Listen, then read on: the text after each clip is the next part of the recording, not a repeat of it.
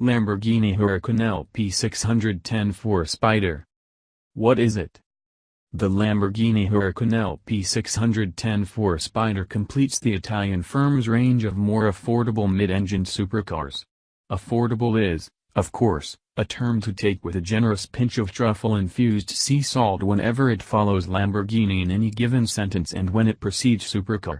But compared with some of the ultra-rare groove, seven-figure V12 models that Sant'Agata has introduced of late, a £200,000 V10 really is relatively affordable. You might only need to sell off one 4-bedroom detached property from your extensive investment portfolio, or perhaps your least favorite thoroughbred racing mare, in order to fund it. The car's mechanical specification is a close match for the related LP610-4 coupe, conferring a 602 bhp V10 on the car, as well as a 7-speed dual-clutch automatic gearbox, a clutch-based 4-wheel drive system, double wishbone suspension and carbon ceramic disc brakes as standard. Adaptive damping and active variable ratio dynamic steering systems are available as options, both of which were fitted to our test car. In place of the coupe's fixed roof is an electro-hydraulically powered folding cloth hood, one of the only ones like it in the Huracan's class, where folding metal roofs are now increasingly common, and which you might have imagined would be a lighter, simpler solution. Guess again. Because while a McLaren 650S Spyder weighs a mere 40 kilograms more than the equivalent coupe and a Ferrari 488 Spyder 50 kilograms more, both of which have folding hardtops, the Huracán LP610-4 Spyder carries around 120 kilograms more than its coupe sibling. Some reinforcement of the car's hybrid carbon fiber and aluminium underbody also contributes to that weight gain, however. What's it like? Even by the low standards of mid-engined supercars, the Huracan coupe isn't particularly accommodating. Offering only just about enough head and leg room to pass muster for most drivers, it's not a car likely to attract owners of greater than average height. And you wouldn't change that for a second if it also meant changing the car's jaw-dropping roofline and show-stopping proportions. Like a painfully fashionable pair of Italian brogues, some cars can easily carry off feeling just a little bit uncomfortable.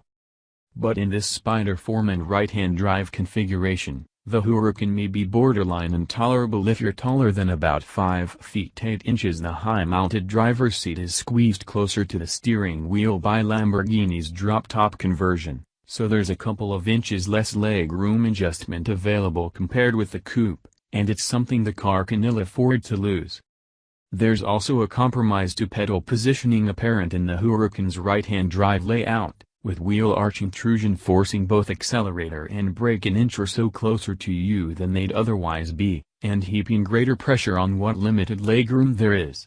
Taller drivers will therefore spend the better part of their first few trips juggling seat position against steering column extension and backrest angle, in a vain search for a driving position that leaves them comfortable at the controls and at least averagely well sheltered from the wind with the roof down.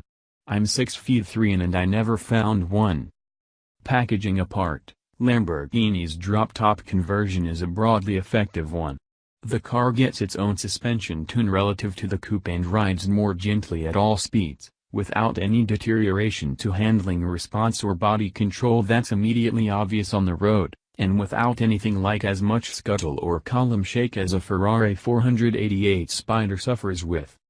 Ride height is sufficiently low that bigger lumps and bumps covered at speed can cause the front splitter to graze the ground, but firming up those optional adaptive dampers by switching from Strada to Sport mode on the wheel-mounted selector conjures up more tightly checked vertical body control and allows you to tackle B-roads without fear of the car bottoming out. The car's chief dynamic shortcomings remain the same as those of the Huracan coupe. It lacks the handling balance and incisiveness of its rivals, and Lamborghini's optional dynamic steering makes it hard to tap into what directional keenness the chassis offers. The steering responds with unpredictable weight and directness, with little positivity off-center, and with changeable contact patch feedback. That you can't say the Huracan is simply and clearly a less exciting driver's car than its rivals as a result of all of that is due to its awesome atmospheric V10 engine, about which we've written in praise many times. The Spyder's extra weight certainly doesn't make the Huracan any faster below 5,000 revolutions per minute, but when your rewards for venturing beyond that point on the Tacho are so many and various, incredible noise, gathering power, searing pace and brilliant throttle response, it hardly seems to matter what happens at lesser crank speeds.